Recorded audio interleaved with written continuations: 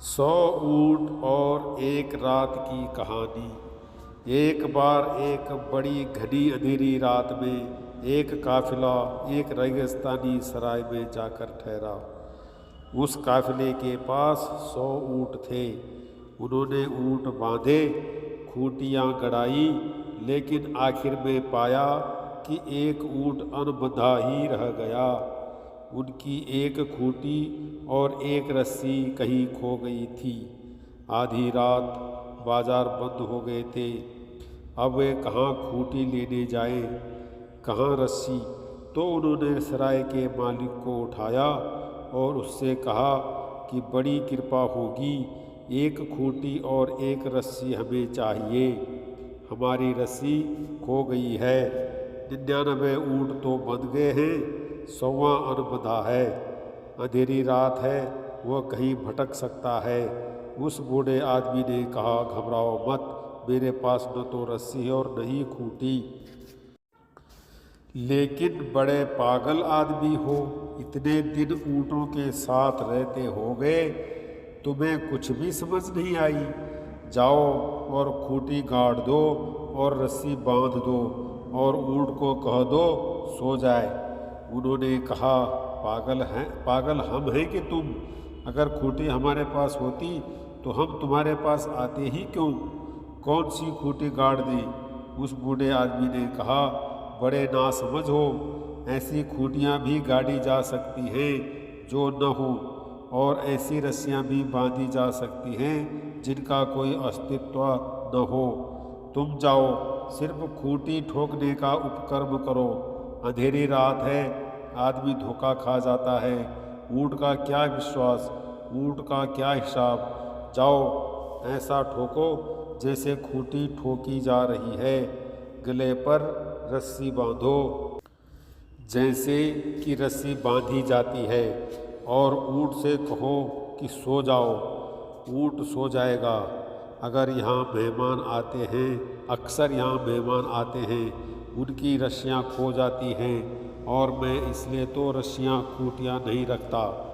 उनके बिना ही काम चल जाता है। मजबूरी थी, उसकी बात पर विश्वास तो नहीं हो रहा था, लेकिन वे गए। उन्होंने गड्ढा खोदा, खूंटी ठोकी जो नहीं थी, सिर्फ आवाज़ हुई ठोकने की। ऊँट बैठ गया। खूंटी ठोकी जा रही थी। रोज़ रोज़ रात को उसकी खूंटी ठोकती थी। वो बैठ जाता था। उसके गले में उन्होंने हाथ डाला, रस्सी बांधी। रस्सी खूंटी से बांध दी गई, रस्सी जो नहीं थी। ऊँट सो गया। वे बड़े हैरान हुए। एक बड़ी अद्भुत बात उनके हाथ लग गई। सो गए, सुबह उठे। सुबह जल्दी ही काफिला आगे बढ़ना था। उन्होंने 99 ऊँटों की रस्सियाँ निकाली, खूंटियाँ निकाली।